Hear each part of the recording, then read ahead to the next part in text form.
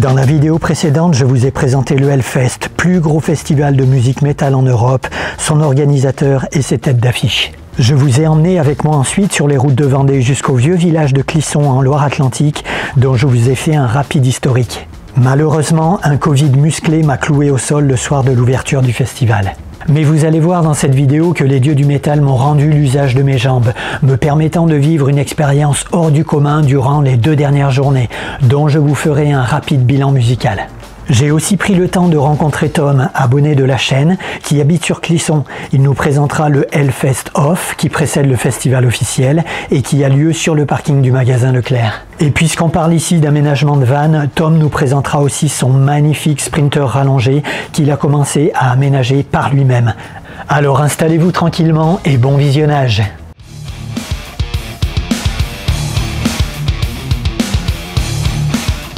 Bon, un peu d'indulgence surtout, faites pas trop attention à ma tête parce que je suis en mode survie depuis 3 jours. Petit bilan du 3e jour du festival et pour moi ça a été le premier jour. Et oui, enfin ça y est, le coronavirus m'a un petit peu laissé de côté, m'a un petit peu lâché la grappe et j'ai pu réussir tant bien que mal à marcher et à me traîner jusqu'au site du festival et j'ai mon fameux petit bracelet d'entrée. Donc j'en suis super content parce que franchement c'est une expérience, je vais essayer de vous décrire ça par des mots mais ça a été vraiment une journée extraordinaire. Alors moi ce que je retiens de la journée essentiellement c'est l'organisation. C'est un truc de fou parce qu'il y a beaucoup de monde. Il y a des dizaines de milliers de festivaliers et en fait tout est organisé en fonction.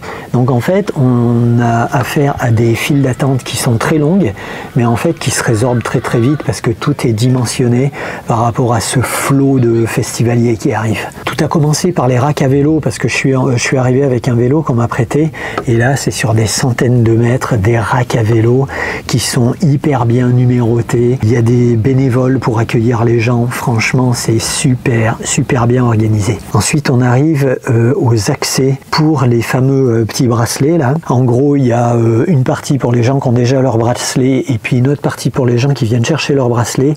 Et là, on est très bien aiguillé. Il y a des bénévoles de partout. Et en fait, pour récupérer le Graal, le fameux petit bracelet ici, en fait, ça m'a pris juste 10 minutes parce qu'en fait, il y a vraiment beaucoup de fils et c'est très rapide. Alors je fais juste une petite parenthèse au niveau de ce bracelet ici. Dedans il y a ce qu'on appelle le cashless, no cash in hell. Il n'y a pas de liquide à l'intérieur de l'enceinte du festival du Hellfest. En fait ça c'est vachement bien. Ce bracelet on le crédite avant avec la somme qu'on souhaite, 30, 50, 100 euros. On peut tout payer à l'intérieur avec ce bracelet et franchement c'est super pratique. On présente le bracelet, ça émet un bip chez chacun des commerçants et on nous présente le solde. Donc ça c'est vraiment super pratique. Donc on peut acheter du merchandising, des t-shirts, des choses comme ça. On peut acheter de la bouffe, on peut acheter de la boisson bien évidemment, on peut acheter des activités, enfin absolument tout ce qui est débitable à l'intérieur du site du festival, on le fait grâce à ce bracelet. Une fois qu'on a le bracelet, à ce moment-là on rentre dans le village et là c'est Disney. Moi, l'image que j'avais, c'est le puits du fou du métal. Il y a des décors qui sont vraiment incroyables, à base de beaucoup de métal, forcément, de métal rouillé notamment. On a une espèce de village où on trouve tout un tas de choses, bon, de quoi pisser, de quoi boire, de quoi créditer le bracelet. Il y a aussi un programme qui a été mis en place, le Hellcare, pour tout ce qui est protection des femmes à l'intérieur de l'enceinte, que leur expérience soit la plus profitable possible. Il y a aussi tout un bloc à la sortie qui me permet de connaître son alcoolémie. Ça, c'est vraiment pas mal avant de reprendre la route, par exemple. Voilà, j'en oublie certainement, mais les décors sont vraiment féeriques. Après tout ça, on arrive sur ce que j'appelle le château, et là, c'est la porte d'entrée vers l'enfer, on va dire. Fouille des sacs, etc. Donc moi, j'avais un sac relativement volumineux. Normalement, c'est limité à 10 litres, mais franchement, c'est très bien passé. Il y a une tolérance. À partir du moment où la sécurité est passée, là, on rentre vraiment dans l'enceinte du festival. Et là, franchement, c'est féerique. Et un flot de monde, du monde, beaucoup de monde, avec des looks vraiment complètement improbables. Certains festivaliers font des efforts d'accoutrement, franchement, c'est excellent. Rien que se poser à un moment donné et regarder tous ces festivaliers qui passent, c'est excellent. Excellent, il y a tous les looks. Tous les âges se mélangent. Bon, il y a quand même 80% d'hommes, on va dire, mais il y a quand même des métalleuses. Et puis vraiment, on sent qu'il y a des gens de toutes les origines qui viennent se mélanger là. Et c'est pour ça que c'est vraiment bien. Tout le monde se parle de manière très simple. Si on souhaite manger, il y a toute une zone qui est réservée à ça, c'est le food court, et franchement super bien organisé. Il y a de tout, ça va des galettes à l'indien, en passant par les burgers, tout ce qu'on veut vraiment. C'est immense, c'est ombragé, c'est super bien organisé, il y a une petite fontaine au milieu. Et là encore, on a l'impression qu'on va avoir affaire à des queues interminables, et en fait, vous pouvez avoir 80 personnes devant vous, et en 5 minutes, vous êtes servi parce que les quantités sont préparées à l'avance. Il y a un nombre incalculable de bénévoles et tout ça qui servent les plats et franchement, ça va à une vitesse, c'est très bien organisé. Il y a des manches debout, il y a des tables pour s'asseoir, c'est super bien fait. Alors, je vous parle un petit peu des concerts que j'ai vus. Quand je suis arrivé, c'était le concert de Stratovarius qui était en train d'avoir lieu. Franchement, c'était comme à leur habitude, bien solide, bien soigné. Et puis après, j'ai découvert Mammoth, que je ne connaissais pas, qui a fait une super prestation. Tous les groupes sont vraiment avec énormément d'énergie, de sincérité. On n'est pas dans des grosses prises de tête, c'est vraiment un festival métal où on a l'impression que les artistes se mettent vraiment au même niveau que les festivaliers. Donc samedi, c'était la grosse journée. Je me suis essentiellement concentré sur les 2 scènes principales parce qu'il y avait des têtes d'affiche de malades. J'ai profité ensuite du set de Yngwie Malmsteen, le guitar héros de folie des années 80-90.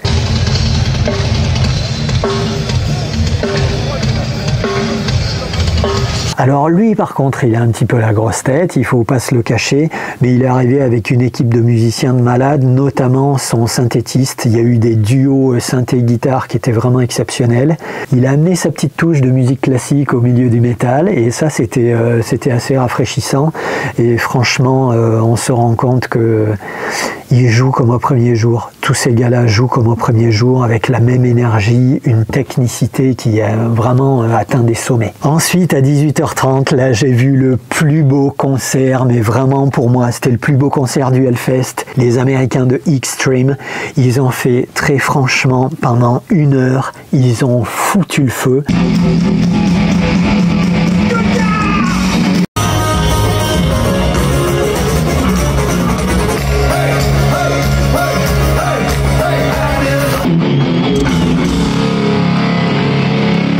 Alors j'ai beaucoup apprécié aussi parce que c'est l'un des rares concerts où j'ai vraiment pu m'approcher du groupe.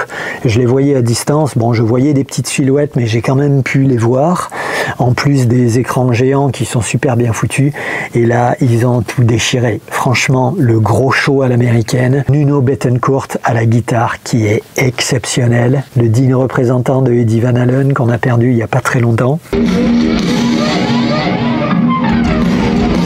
Et en même temps, humainement, ils ont amené quelque chose de vraiment très fort, en calmant un petit peu la tension avec de très jolies ballades en plein milieu. C'était exceptionnel. Et puis alors, Gary Cherone, le chanteur, là, qui, dès le premier morceau, s'est cassé la gueule.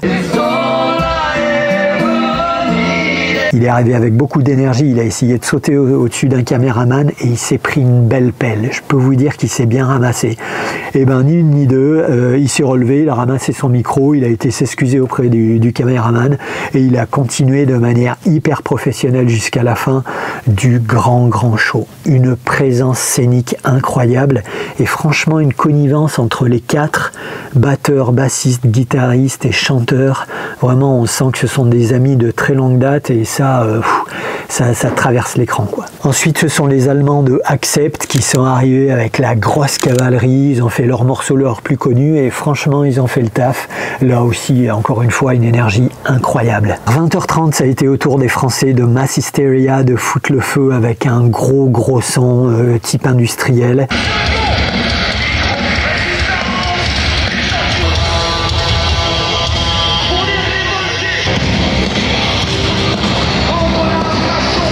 Le chanteur qui était vraiment, on voit qu'il était fou de joie d'être là avec nous, il a bien fait chauffer le public. Et juste à la fin de leur prestation, alors là c'est là vraiment où les choses ont commencé à devenir assez chaotiques.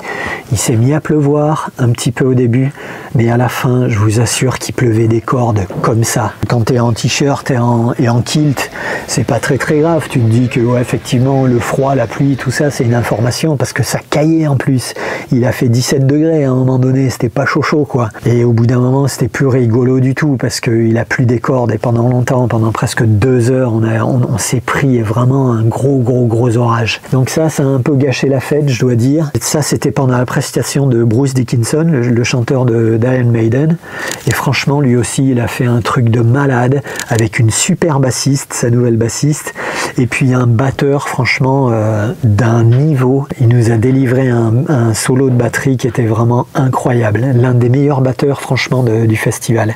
Et Bruce Dickinson, il vit partiellement en France. Il a fait l'effort de parler en français au public quasiment tout du long. Franchement, c'était extrêmement sincère. Et puis à l'âge qu'il a, il a plus de 60 ballets. Le gars, il a encore une voix qui balance, quoi. Ça sort. Il y a de la puissance et il était vraiment très présent. Et juste avant 23 h, bizarrement, la pluie s'est arrêtée de tomber.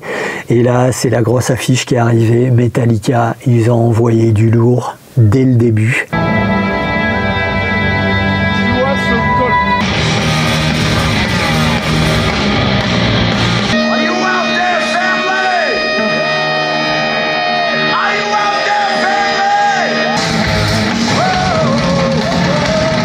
Malheureusement, moi j'avais très froid, je suis resté 4 ou 5 morceaux, je commençais à grelotter, donc surtout dans mon état, je me suis dit fais pas de bêtises, là il va peut-être falloir que tu rentres. Je suis rentré aux alentours de 1h30 du matin quand même. Au dire des autres qui sont avec moi, là, qui font aussi le festival, ils ont vraiment assuré, quoi, c'était du lourd. Néanmoins, on a quand même émis quelques petits bémols collectivement à leur prestation, c'est que déjà, moi je considère que je n'ai pas vu Metallica. J'ai vu Metallica jouer sur les écrans géants du Hellfest parce qu'il y avait tellement de monde, mais vraiment, parce que les gens sont quand même restés, il devait y avoir 60 ou 70 000 personnes encore à ce moment-là, et en fait, impossible de se rapprocher de la scène. Donc en fait, on regarde les écrans géants, on ne voit pas, j'ai même pas vu la silhouette des musiciens, quoi, ce qui est quand même un peu frustrant. Et du coup, ils ont fait un choix vidéo que personne n'a compris. L'affichage était extrêmement morcelé, on les voyait jamais jouer physiquement en entier sur les écrans, donc franchement, ils ont fait un choix vidéo qui a duré tout le long du spectacle, qui était vraiment très discutable. Le son était vraiment de mauvaise qualité. Mais là après, c'est pas forcément de leur faute, mais je pense que là, au niveau de l'ingénieur son, il y a eu un gros problème quand même, parce que les voix étaient très en retrait. Et puis un petit bémol aussi pour le soliste Kirk Hammett, parce que franchement, je pense que là, c'est de sa faute. Il y a dû y avoir quand même un gros problème d'accordage de guitare, parce que sur les premiers morceaux, il était carrément faux, quoi. Il n'était pas avec le reste du groupe. Ceci étant dit, voilà, je suis en train de préparer mon sac. Je m'apprête à partir sur la dernière journée du festival, le dimanche, qui est réputé un petit peu plus relax. Là, je vais faire peut-être un petit peu plus le touriste, on va dire, un petit peu plus vous filmer le décor, etc. Et puis, je vous ferai un bilan final de cette 4e journée et puis du festival au global dans une prochaine séquence.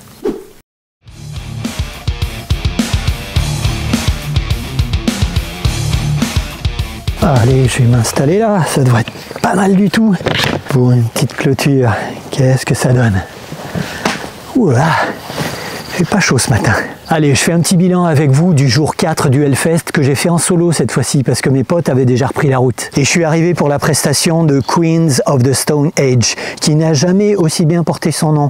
Parce que très franchement, le chanteur-guitariste, le grand couillon, là, le leader avec sa chemise à fleurs, eh ben, j'ai l'impression qu'il était un petit peu défoncé quand même.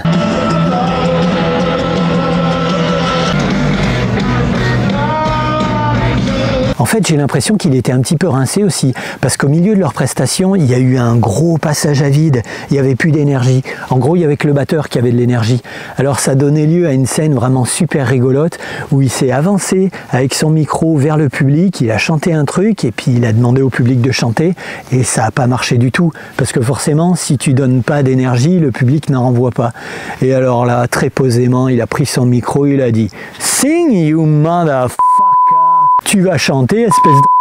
C'était trop drôle, très drôle. Mais heureusement, après ça, ils ont remis la sauce, ils ont joué leurs morceaux les plus connus et franchement, ça l'a fait. C'était vraiment sympa. Ensuite, ça a été la prestation de The Offspring qui franchement a tout cassé. Ils ont tout cassé en termes d'énergie parce que forcément, on connaît tous un morceau de Offspring. Et vu qu'ils ont joué tous leurs grands standards, eh bien, il y a tout le Hellfest comme ça qui s'est mis à jumper. Ça a été un grand moment de communion. Franchement, c'était la communion au Hellfest.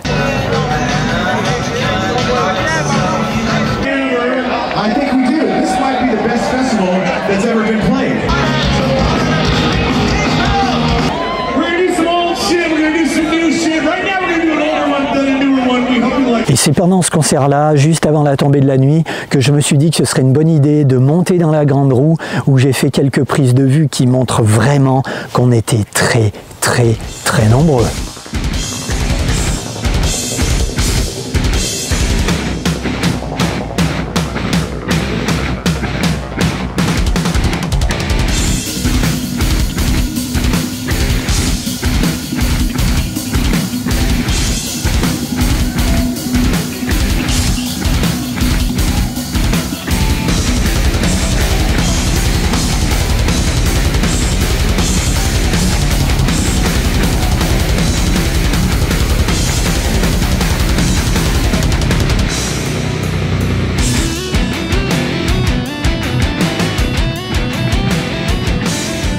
Ensuite, je suis allé explorer une zone que je n'avais pas du tout vue jusqu'à présent, qui est la War Zone, la zone de guerre, qui est une espèce d'ambiance post-apocalyptique qui porte assez bien son nom. Et là, franchement, j'ai adoré. C'est un grand espace ouvert où il y a encore plein de restaurants, il y a des espaces pour chiller et il y a encore 2 scènes alternatives, Valley et War Zone, qui sont suffisamment distantes pour que les sons ne se mélangent pas. Et de toute façon, la programmation est alternée sur ces 2 scènes-là.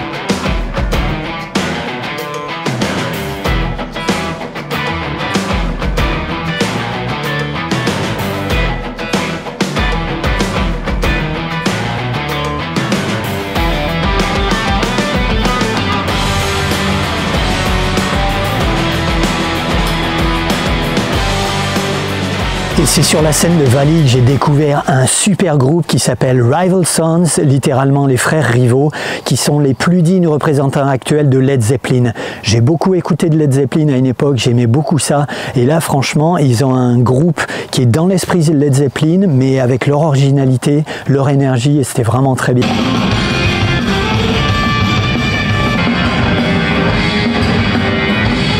Le leader est un espèce de grand gars qui a joué pieds nus pendant toute la prestation dans un espèce d'ensemble redingote rouge avec une énergie incroyable et un guitariste tout à fait décent. Et il a terminé le concert en disant que la meilleure chose pour encourager la création et les artistes métal, c'était de s'acheter des billets de concert ou des billets de festival. Franchement, il n'y a rien d'autre à rajouter. Allez, je vous raconte une petite anecdote qui va vous situer un petit peu l'ambiance de camaraderie, de partage qu'il y a sur le Hellfest. Pendant que je regardais ce concert, je regarde comme ça un métalleux qui était juste à côté de moi, qui sortait de sa poche, comme ça il en avait plein, des épingles à linge. Et son délire, c'était de venir mettre des épingles à linge sur une casquette, sur un sac à dos, sur d'autres festivaliers, sans qu'on le voie. Donc quand il a vu que je l'avais repéré, bah lui aussi il m'a donné une pince à linge, genre bah viens, on va jouer ensemble quoi. Et puis on a déliré comme ça pendant 3/4 d'heure. Et en fait ce gars-là, il m'a expliqué qu'il venait d'Australie. Il venait d'Australie pour le Hellfest, 5e participation. Et son délire, je suppose, le dernier jour, je ne sais pas s'il a fait ça pendant tout le festival, mais c'était de coller des pinces à linge un petit peu tous les festivaliers qu'il croisait autour de lui. Et finalement, c'était une manière d'entrer en communication, quoi. Enfin, c'était trop drôle, vraiment trop drôle.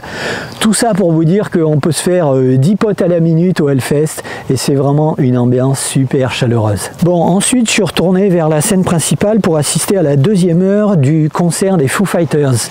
Les Foo Fighters, c'est piloté par un certain Dave Grohl, que tout le monde, sans le savoir, connaît, puisque c'est l'ancien batteur de Nirvana. Bon, un petit groupe américain qui a eu un peu de succès à un moment donné. Et franchement, je vais être un peu dur, mais je me suis ennuyé. c'était pas du tout créatif parce qu'il est ni bon chanteur ni bon guitariste et j'ai eu l'impression que pendant 1 heure il avait fait le même morceau sur 3 accords et franchement je trouve ça un peu dommage parce qu'il avait un créneau de 2 heures pour clôturer le festival. C'était le dernier concert sur la main stage et je pense qu'il y a des groupes qui sont beaucoup plus créatifs et inventifs que ça qui méritaient de clôturer le festival. Minuit venait de sonner, c'était une ambiance un petit peu crépusculaire, ça y est, c'était la fin du festival et pour une raison que je ne connais pas, je ne sais pas pourquoi, le grand feu d'artifice de clôture a été annulé et j'ai eu pas mal de difficultés quand même à sortir du site parce que forcément tout le monde est sorti en même temps et il y avait un goulot d'étranglement, j'ai mis à peu près 3/4 d'heure pour sortir du festival. Mais juste avant ça, j'ai fait un dernier au revoir à la gardienne des ténèbres, c'était extrêmement poétique.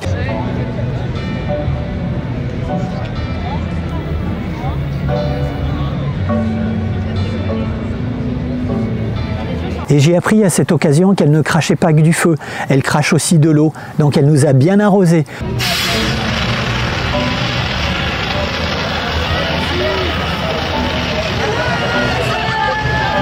Comme s'il n'avait pas assez plu la veille. Mais franchement, c'était juste avant qu'elle s'endorme, c'était extrêmement poétique. Et derrière la machine, il y a aussi des hommes. Et toute l'équipe vraiment qui anime le robot a été très très appréciée et très très applaudie.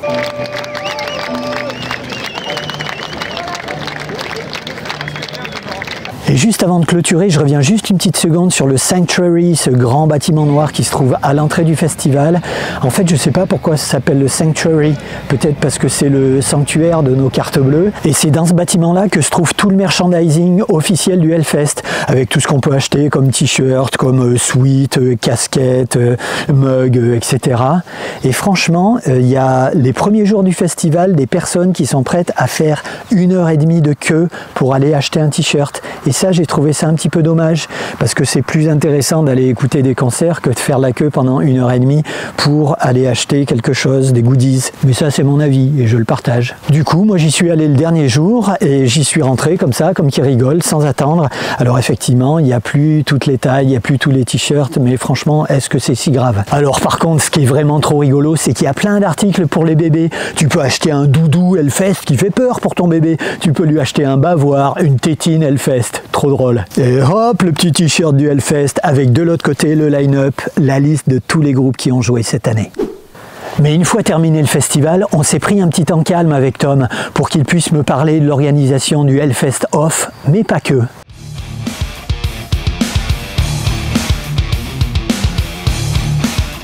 Salut Tom. Salut Philou.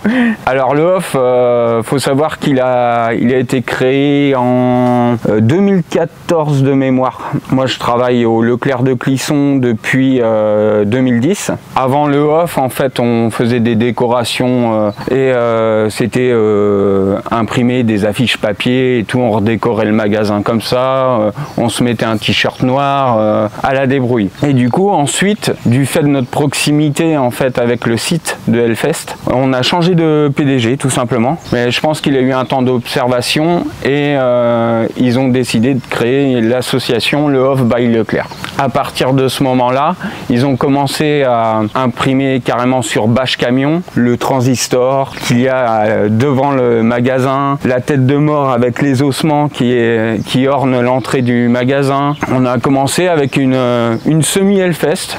On a des bâchés sur le côté, une petite scène sur le parking avec des groupes passionnés, locaux passionnés de hard rock qui ont commencé à jouer. Aujourd'hui, c'est un mini festival avant le festival d'Hellfest à Leclerc. C'était 34 groupes qui sont produits le mardi après-midi et le mercredi toute la journée. Et maintenant, on a aussi une bière qui porte le nom Off by Leclerc Clisson, une bière locale de mémoire, il me semble. Et là, maintenant, on a des gourdes en métal sérigraphiées le Off, la tasse avec le mousqueton soudé pour l'accrocher à la ceinture. On a plein de petits goodies à côté, voilà.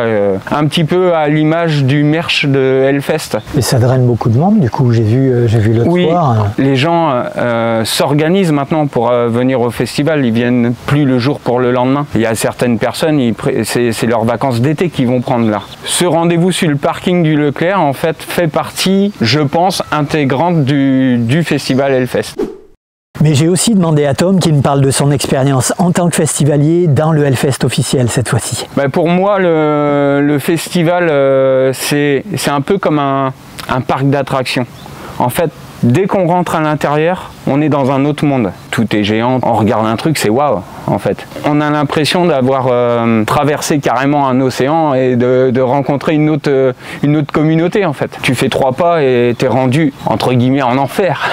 Oui, c'est vrai, c'est vrai.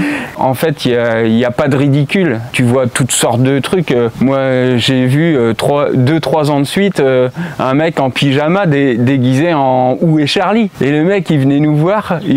Hey, c'est encore moi, où est Charlie? Tout est en fait bon enfant. Il y a des files d'attente de malades. Bah, ils attendent, ils rigolent entre eux et tout. Ouais, c'est vrai qu'il y a énormément de bienveillance, il y a beaucoup de sourires. Ouais. C'est cool, hein, l'ambiance est vraiment... L'ambiance est super pour ça. Même nous, je reviens sur le magasin. Moi, je suis en caisse. Du passage en caisse au bout de la file, c'est énorme en fait. C'est noir de monde. C'est noir de monde. C'est un truc de fou. Faut le vivre. Ouais, c'est vraiment une expérience. Ouais, c'est un voyage. Ouais, c'est ça.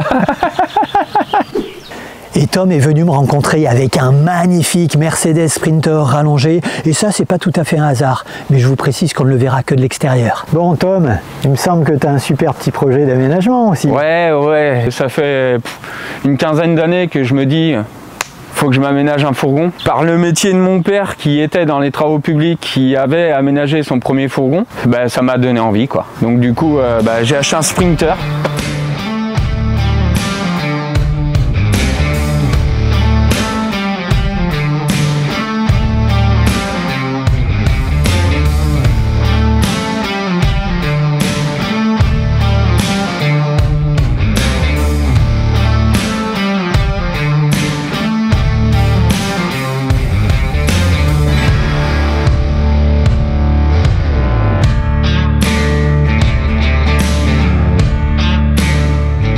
Ah là, t'es au top, là. Il est très long. Hein. L3, un L3 H2. Ouais. Ça fait 4,30 m de caisse à l'arrière. 78 000 km, il est de 2014 et je l'ai acheté il y a 2 ans, en 2022. Boîte auto, je l'ai acheté à un artisan. Alors jusqu'à présent il est nu, j'ai juste posé des baies Carbest. C'est toi qui les as posés toi-même? C'est moi qui les ai posés moi-même. Ouais. D'accord. Étant carrossier de métier à la base. Ah oui, facile. Donc, pour toi alors. Ouais, le petit stress quand même, hein. J'ai commencé par la porte latérale parce que je me suis dit si je me loupe, je change la porte. C'est ça, on a tous fait. C'est vrai que je suis parti un peu plus confiant après avoir m'être renseigné un petit peu sur YouTube quand même. De l'autre côté, j'ai du coup une petite qui sera dans la salle de bain douche. Et de ce côté-là, ça donne en fait sur une banquette d'1,40 m avec soit une table qui se baisse et qui me fera mon couchage, ou soit un lit peigne avec une table amovible, je sais pas encore. Et là cet été, j'ai mon grand lanterneau en 50-70 qui sera au-dessus en fait de ce qui est salle à manger lit, qui sera juste ici, et j'aurai un petit lanterneau en 28-28 qui sera dans la salle de bain, ce qui permet avec la fenêtre en fait de faire une circulation d'air pour l'humidité et tout ça. Je mets un chauffe-eau électrique Pudman, je serai quasi tout en électricité. Le chauffage, ce sera un Webasto, et maintenant pour passer à l'Adréal, ils veulent une pause professionnelle. Ouais. Ils veulent un certificat de pause. Étant dans la région nantaise, j'irai chez Carapace. D'accord, d'accord. Du coup, Carapace Aménagement. Pour alimenter tout ça, tu envisages de gros panneaux solaires? J'ai un gros panneau solaire, j'ai fait mes devis sur MyShop Solaire. J'ai un gros panneau solaire qui vient entre mes lanterneaux en 500 watts. Et j'ai une batterie Redodo en 300 Ah. J'envisage juste le gaz, simplement pour la partie cuisson. Pour une bonne raison, c'est que j'aurais manqué de place au sol pour mettre, tu sais, un combi 6 ou genre de choses qui fait boiler et chauffage au gaz ou au gasoil, hein, il y en a aussi au gasoil. Comme je te disais, dans la salle de bain, en fait, j'aurai mon toilette sèche qui sera rétractable sur le bac à douche. Bon, tu as l'air drôlement bien briefé déjà sur le... Ouais, il y a un moment que je planche dessus. Et en termes d'isolation, tu as choisi... Alors, isolation, pour avoir eu une expérience sur l'isolation, je blacksonne toute la tôle. D'accord. Et ensuite je mets du multicouche. Donc multicouche en panneau, d'abord, sur tous les renfoncements, tu sais, direct en panneau. Et après, je mets une bande complète pour qu'il n'y ait pas de pont thermique. Je me mets quand même une prise P17 et je mets un chargeur DC-DC pour charger en roulant. Je garde mes 3 sources d'énergie. Ouais. Comme ça, si jamais il y a un souci, on peut toujours pallier au problème. Une pleine réussite. Bah merci, merci. Ça va bien t'occuper? Ah là, ça va bien m'occuper, ouais. Ça occupe les congés d'été, enfin pour le moment les congés d'été, parce que du coup, ce que je fais, c'est surtout en extérieur, donc du coup, ayant pas de garage assez haut pour le faire à l'abri l'hiver, je le fais quand il fait beau. Ouais, j'ai connu ça. Voilà.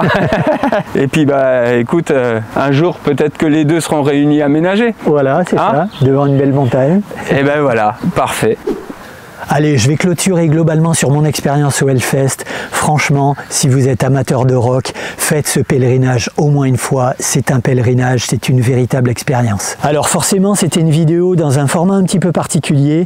J'avais pas prévu non plus, a priori, de faire une vidéo sur le Covid, mais n'hésitez pas à me dire en commentaire si ça vous a plu et tout simplement si vous en voulez d'autres. Je dis un très grand merci à Stéphanie et Philippe qui nous ont accueillis chez eux comme si on était des membres de leur famille. Et puis un grand merci aussi à Tom qui très franchement m'a récupéré à la petite cuillère. Merci beaucoup pour ta gentillesse et puis je te souhaite vraiment la meilleure réussite dans ton aménagement. N'hésitez pas à vous abonner à la chaîne si ce n'est pas déjà fait, un petit commentaire, un petit like, ça fait toujours plaisir. Et puis je vous dis à très bientôt pour la suite de l'aménagement de Manuka et d'ici là, portez-vous bien, keep it up, bisous.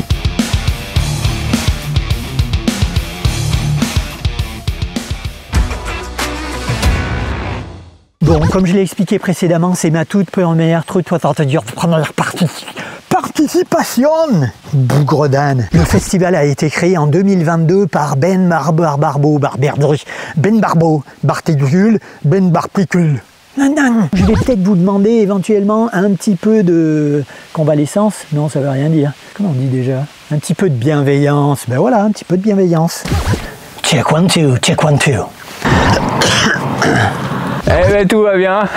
N'hésitez pas à vous abonner à Bli.